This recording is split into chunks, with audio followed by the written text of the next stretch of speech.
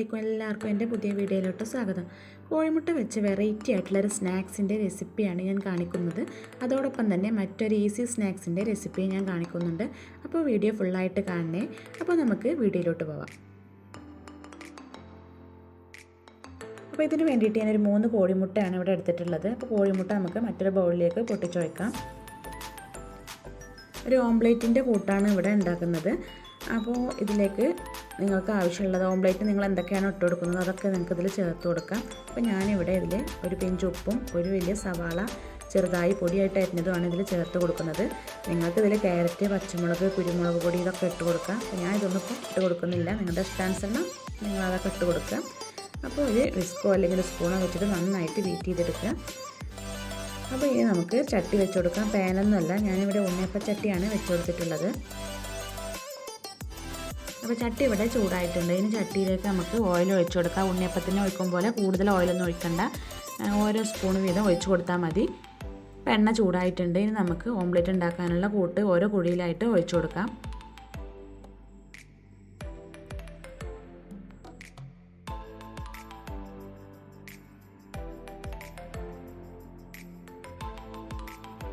അപ്പോൾ അവിടെ എല്ലാ കുഴിയിലും ഒഴിച്ചു കൊടുത്തിട്ടുണ്ട്. ഇനി നമുക്ക് അടച്ച് വെച്ചിട്ട് ഒരു 3 മിനിറ്റ് ഒന്ന് വേവിച്ചെടുക്കാം. അപ്പോൾ തീ ഒന്ന് ലോ ഫ്ലെയിമിലാക്കി കൊടുക്കണേ. അപ്പോൾ 3 മിനിറ്റ് കഴിഞ്ഞിട്ടുണ്ട്. അപ്പോൾ നമ്മുടെ ഓംലേറ്റിൻ്റെ ഒരു വശമൊക്കെ വെന്തിട്ടുണ്ട്. ഇനി നമുക്കിതൊന്ന് തിരിച്ചും മറിച്ചൊക്കെ ഇട്ടിട്ട് ഒരു ബോൾ ആകൃതിയിൽ നമ്മുടെ ഓംലേറ്റിനെ വേവിച്ചെടുക്കാം.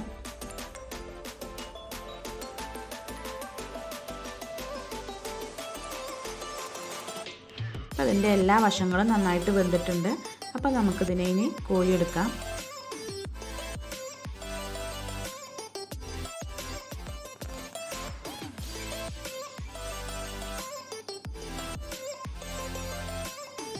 അപ്പോൾ നമുക്കിനി ബാക്കിയുള്ളതും കൂടി ഇതുപോലെ തന്നെ തയ്യാറാക്കിയെടുക്കാം.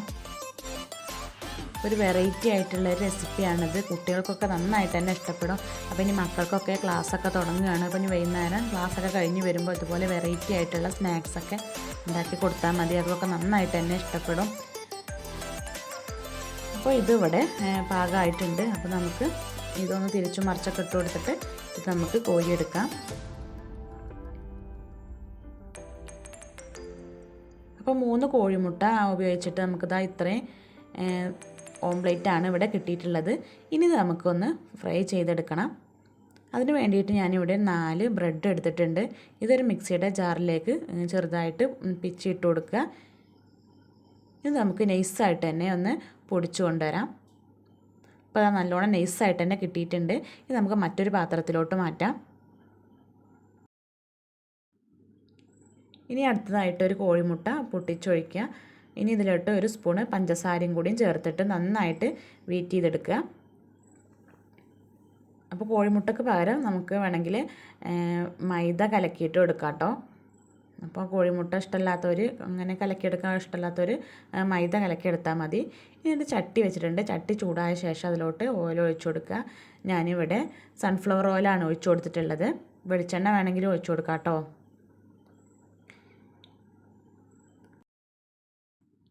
ഇനി നമുക്ക് ഓരോ ഓംപ്ലേറ്റായിട്ട് കോഴിമുട്ട ബീറ്റ് ചെയ്ത് വെച്ചതിൽ മുക്കിയിട്ട് ബ്രെഡ് ക്രംസ് വെച്ചിട്ടൊന്ന് കോട്ട് ചെയ്തെടുക്കാം.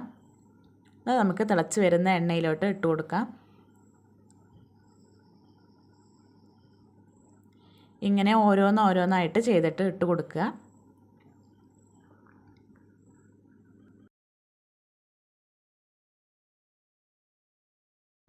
ഈ റെസിപ്പി ഉണ്ടാക്കാൻ അധികം സാധനങ്ങളുടെ ആവശ്യമില്ല. വെറും കോഴിമുട്ടയും ബ്രെഡും മാത്രം മതി.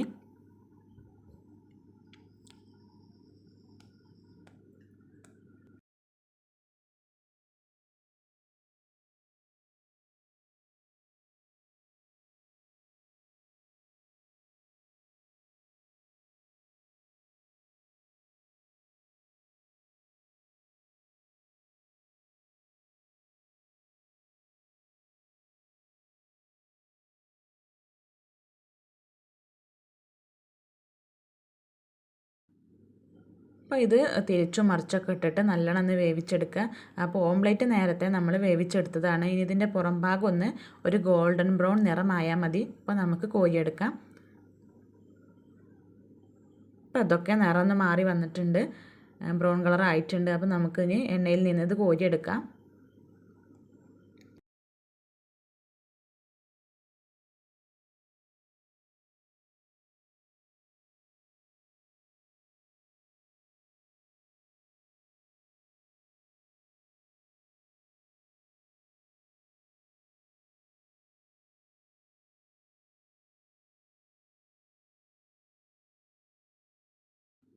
ഇനി നമുക്ക് ബാക്കിയുള്ള ഓംലേറ്റ് കൂടെ ഇതുപോലെ ചെയ്തെടുക്കാം.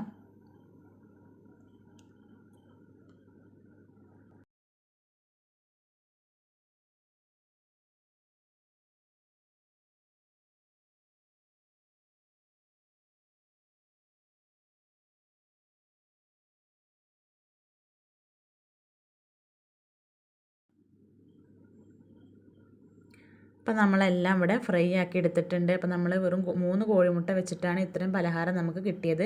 അപ്പോൾ എല്ലാവരും ഇതൊന്ന് ട്രൈ ചെയ്ത് നോക്കുക. എല്ലാവർക്കും ഇഷ്ടമായി എന്ന് വിചാരിക്കണം. അപ്പോൾ വളരെ ടേസ്റ്റി ആയിട്ടുള്ള റെസിപ്പിയാണ്. അപ്പോൾ ഒന്ന് ട്രൈ ചെയ്ത് നോക്കുക, എന്നിട്ട് കമൻറ്റ് അറിയിക്കുക. അപ്പോൾ ഇനി ഇതുപോലെ മറ്റൊരു റെസിപ്പിയും കൂടി ഞാൻ കാണിക്കുന്നുണ്ട്. അപ്പോൾ ഇതിന് വേണ്ടിയിട്ട് എടുത്തിട്ടുള്ളത് 2 കോഴിമുട്ട 2 നേന്ത്രപ്പഴമാണ്. അപ്പോൾ നേന്ത്രപ്പഴം ഇതുപോലെ ഒന്ന് കട്ട് ചെയ്തിട്ട് ഒരു മിക്സിയുടെ ജാറിലോട്ട് ഇട്ട് കൊടുക്കുക. ഇനി അതിലോട്ട് തന്നെ 2 കോഴിമുട്ടയും കൂടി ഒന്ന് പൊട്ടിച്ചൊഴിക്കുക.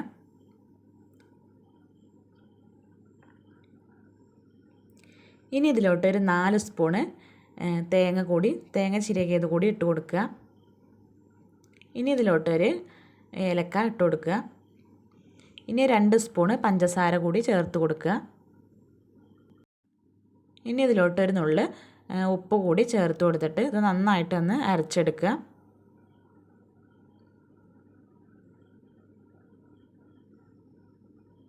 വെള്ളമൊന്നും ഒഴിച്ചു കൊടുക്കേണ്ട ആവശ്യമില്ല. നമുക്കൊരു ഇഡ്ഡലി മാവിൻ്റെ അതേ ഒരു പരുവത്തിലാണ് നമുക്ക് കിട്ടേണ്ടത്. ഇനി ഞാനിവിടെ ഒരു പാന് സ്റ്റവിൽ വെച്ചിട്ടുണ്ട്. ഇനി അതിലോട്ട് ഓരോ കയ്യിൽ ഒഴിച്ചു കൊടുക്കുക. അപ്പോൾ നന്നായിട്ട് ഇത് പരത്തി ഒഴിച്ചു കൊടുക്കരുത്, നല്ല നൈസായിട്ടുള്ളതാണ്.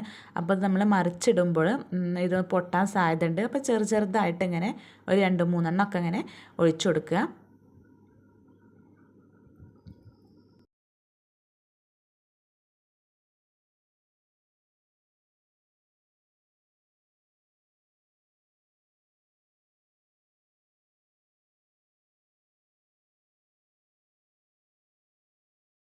നല്ല സോഫ്റ്റ് ആയിട്ടുള്ളൊരു സ്നാക്സാണിത്.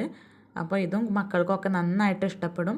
അപ്പോൾ നമ്മൾ വെറൈറ്റി ആയിട്ട് ഇങ്ങനെ പല രീതിയിലുള്ള സ്നാക്സൊക്കെ ഓരോ ദിവസം മക്കൾക്ക് ഇങ്ങനെ ഉണ്ടാക്കി കൊടുത്താൽ മതി. അപ്പോൾ അത് അടച്ച് വെക്കണം എന്നൊന്നുമില്ല കേട്ടോ. ഒരു 5 മിനിറ്റിന് ശേഷം നമുക്കിതൊന്ന് മറിച്ചിട്ട് കൊടുക്കാം. അപ്പോൾ എപ്പോഴും ശ്രദ്ധിക്കേണ്ട, ചട്ടി ചൂടാവുന്നത് വരെ നല്ല ഹൈ ഫ്ലെയിമിൽ തീ എത്തിച്ചിട്ട് ചട്ടി ചൂടായതിന് ശേഷം ഇത് ബാറ്റർ ഒഴിച്ചു കൊടുത്തതിന് ശേഷം തീ ഒന്ന് കുറച്ച് വെക്കണം.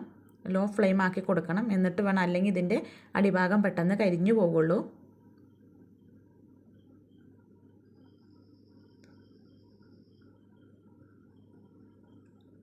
അപ്പം അതിൻ്റെ 2 സൈഡും നന്നായിട്ട് തന്നെ വെന്തിട്ടിട്ടുണ്ട്.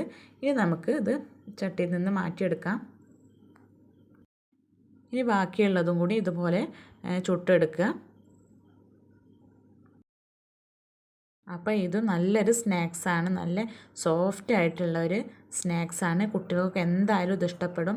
പിന്നെ അതേപോലെ തന്നെ നല്ലൊരു സ്മെല്ലാണ്, നമ്മളെ പഴത്തിൻ്റെയും തേങ്ങയുടെയും എല്ലാം കൂടി ചേർന്ന് നല്ലൊരു സ്മെല്ലാണ്. അപ്പോൾ കുട്ടികൾക്ക് മാത്രമല്ല എല്ലാവർക്കും ഇഷ്ടപ്പെടും.